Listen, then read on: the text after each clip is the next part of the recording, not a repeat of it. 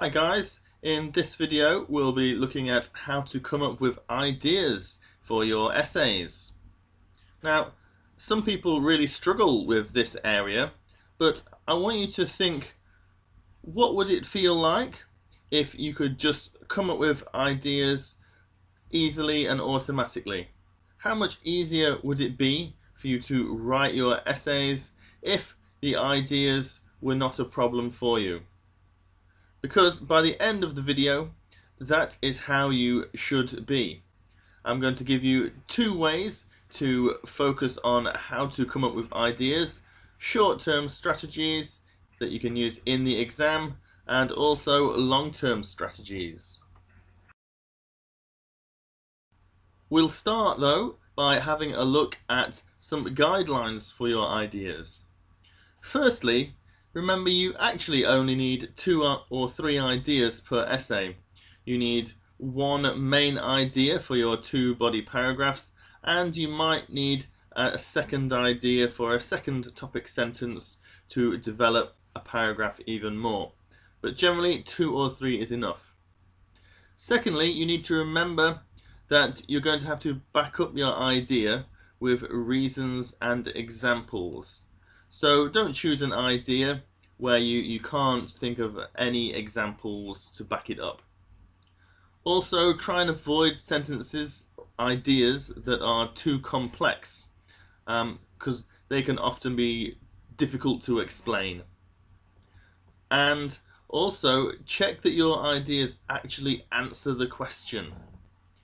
Don't come up with ideas that are about the same topic but don't actually answer the question. Remember, you always must focus on task achievement and answering the question.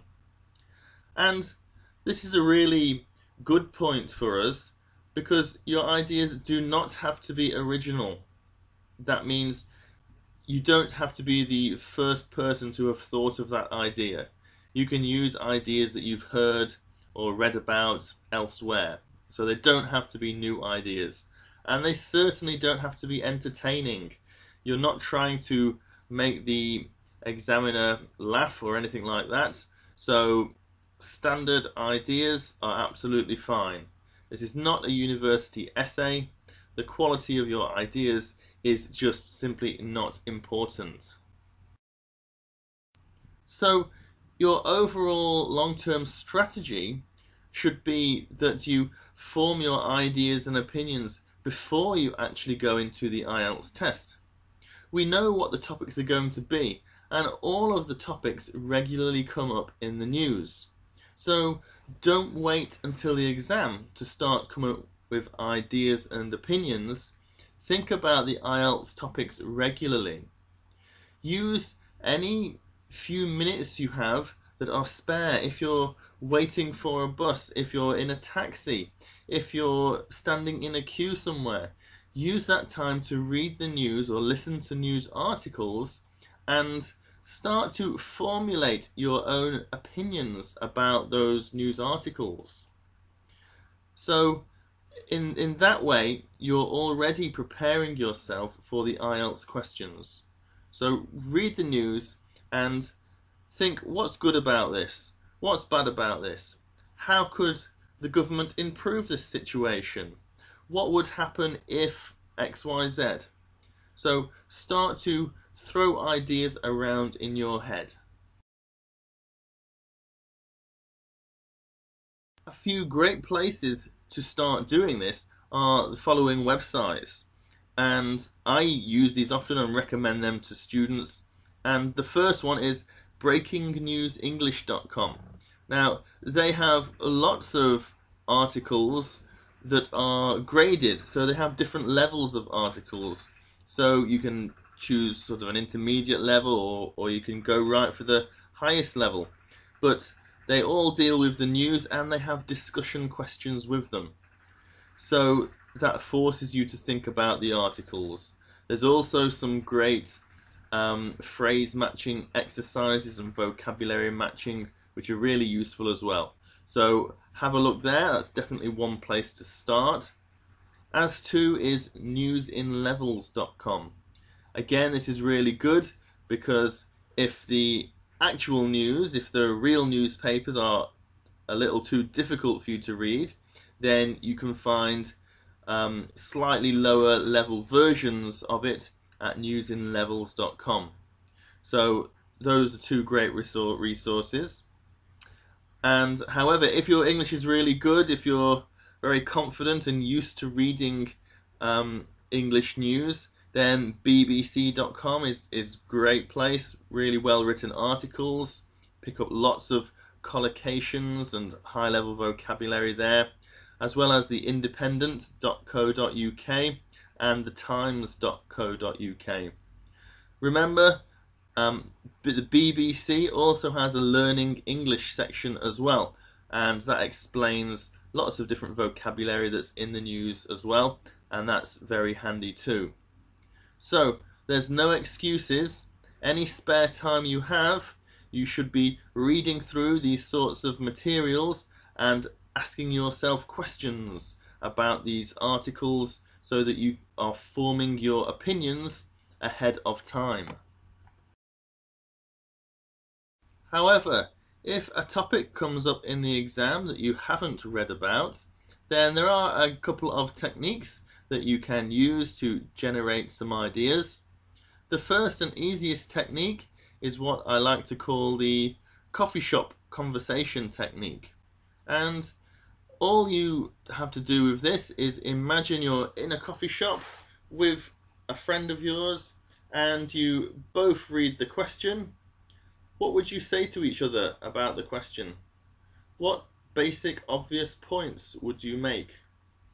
It's obvious. It's often those most obvious points that are great for using as your topic sentences. Remember, we're not looking for original ideas, so the most obvious points that come to mind when you're speaking casually with a friend, they can be used. So relax and imagine you're having that conversation with a friend. What would you say? The second technique I'd like to show you is just the WH questions. Ask yourself WH questions about the question to generate ideas. So you're just going to ask yourself what, why, when, where questions about the question, and that will provoke some more ideas. Let's have a look at an example of how that might work. Here's an example question. With a fast pace of modern life, more and more people are turning towards fast food for their main meals. Discuss the advantages and disadvantages of this. Well, if you're stuck for ideas, you might just go through the WH questions. So what are we talking about? Well, we're talking about KFC and McDonald's. Why do people go to those places? Well, they're convenient, low cost. Some people think they taste okay. There might be a lack of options elsewhere. People are very loyal to the brands that they've been going to for many years, and it fills them up. The fast food fills them up. So that's why people go to those places. When do they go? Well, they go during their office breaks, and at busy times when it might be too busy to go and have a meal elsewhere. Where are these fast food restaurants? Well, they're in busy locations, they're in city centres, they're near tourist attractions and main high streets, places like that. Okay, so just quickly brainstorming those ideas. Now let's look back to the question. So with a fast pace of modern life, more and more people are turning towards fast food for their meals. Discuss the advantages and disadvantages of this. Well, advantages, have we come up with any? Well, yes, we have. We've already said that they're low cost, are convenient for people to get to. We've mentioned that they're in excellent locations for people to get to, and that people can, even though it's busy, people can still get food from there during peak hours or busy times. So that's all the advantages we need. That's 3 or 4 already without even thinking. Disadvantages, well, taste is mentioned in there. Often some people think they might taste good, others obviously comparatively think they might taste bad. Being in busy locations, well, that can mean high prices. So that's certainly not an advantage. If they're in a quieter place, they might be able to lower their prices. And we also, well, the most obvious one is they're not healthy, are they? We haven't noted that down, but by talking about the other factors, that springs to mind. So just by asking yourself WH questions like that can generate lots of thoughts, which you can then take the ideas for your topic sentences from. So that's one great technique you can use. A couple of final idea generation tips would be to practice past papers a lot, because the same topics come up over and over again.